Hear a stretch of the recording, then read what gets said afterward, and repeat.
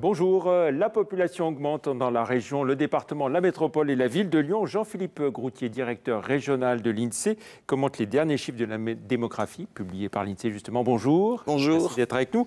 Alors Auvergne-Rhône-Alpes est plus que jamais la deuxième région française, la plus peuplée, avec 8 millions d'habitants et une croissance importante. Oui, Auvergne-Rhône-Alpes, c'est au 1er janvier 2016, 7 917 000 habitants.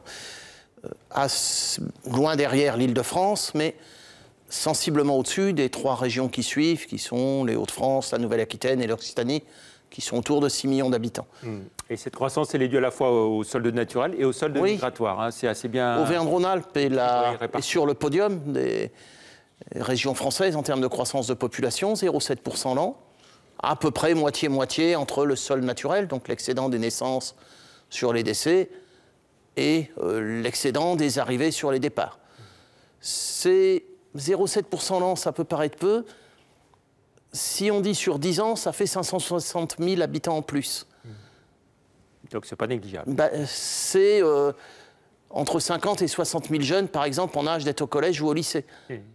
Donc sur 10 ans, si vous divisez ça par, allez, mettons 500 pour un établissement de taille moyenne, ça veut dire une centaine de collèges ou de lycées en plus à construire en 10 ans.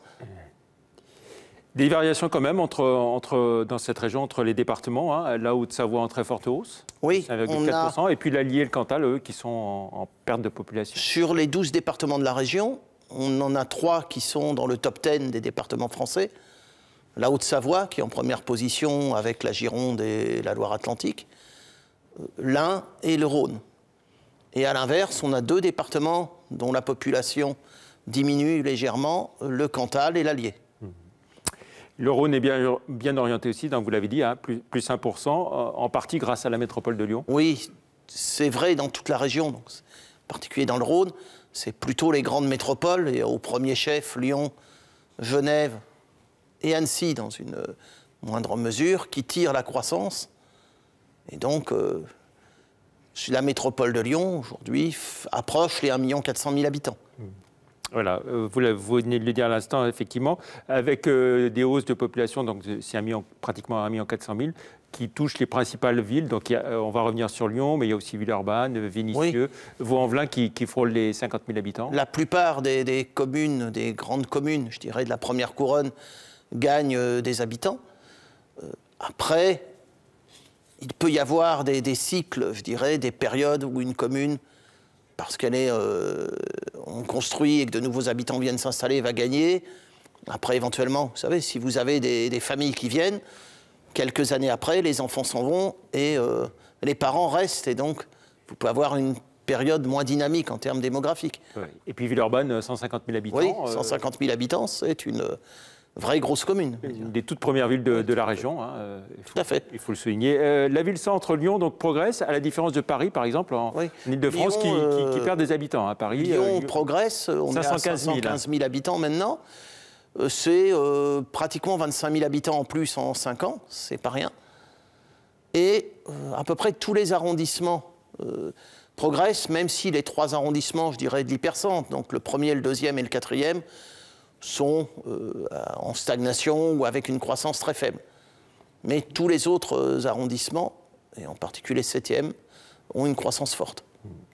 Alors l'influence de ces chiffres pour les dotations de l'État, on pense à la dotation globale de fonctionnement, et puis les effets de seuil il y a je dirais qu'il y a un premier impact immédiat, oui, qui est l'application d'un certain nombre de textes réglementaires, le calcul de la dotation de fonctionnement.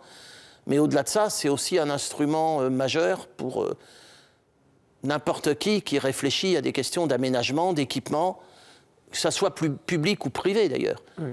Si vous avez beaucoup de jeunes enfants, ça vous sert si vous voulez mettre une crèche, mais si vous voulez mettre un commerce de jouets, il vaut peut-être mieux le mettre là que dans une zone où la population vieillit fortement. Vous l'avez cité donc pour les lycées, par exemple, hein, collège, lycée. C'est des équipements. Savoir combien il en faudra, où est-ce qu'il faut en mettre. On a dans les zones où la croissance est le plus rapide, je pense tout le pourtour de l'agglomération genevoise, où on a le sentiment pratiquement que les équipements courent constamment après la croissance de la population. on remet des écoles, on remet des commerces. Et puis le temps qu'on les mette en place, la population a encore augmenté. Alors ce sont des chiffres hein, que vous donnez au 1er janvier 2016. Donc ça veut dire que d'ores et déjà on sait que... on est au-dessus de 8 millions d'habitants. Voilà. Déjà, la croissance, c'est entre 50 et 60 000 par an chaque année. Donc vous voyez, vous rajoutez pratiquement 3 ans. Donc on est au-dessus des 515 000. Voilà. Et la métropole a franchi le cap des 1,4 million. Oh oui, c'est à coup sûr. Oui. La campagne pour le recensement va commencer bientôt. Oui, maintenant, je vous rappelle que la France a une méthode un peu originale. On recense une partie de la population chaque année. Donc ça commence le 3e jeudi de chaque mois, du mois de janvier de chaque année. Donc le 17 janvier, les agents recenseurs vont commencer à aller sur le terrain. Voilà, et donc vous nous expliquerez tout ça très, très prochainement, bien sûr. Voilà. Merci beaucoup, Merci Jean-Philippe Groutier, d'être venu dans l'invité de la rédaction. Merci, au revoir.